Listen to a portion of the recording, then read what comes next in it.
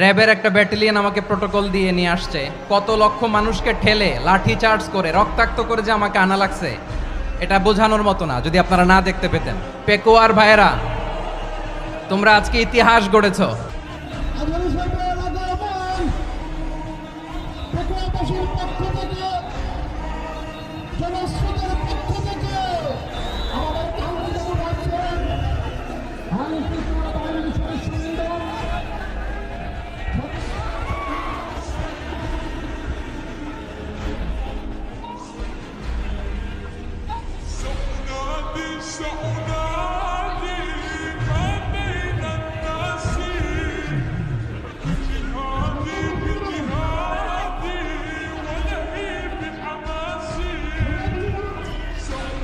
আসসালামু আলাইকুম ওয়া রাহমাতুল্লাহি ওয়া বারাকাতুহু।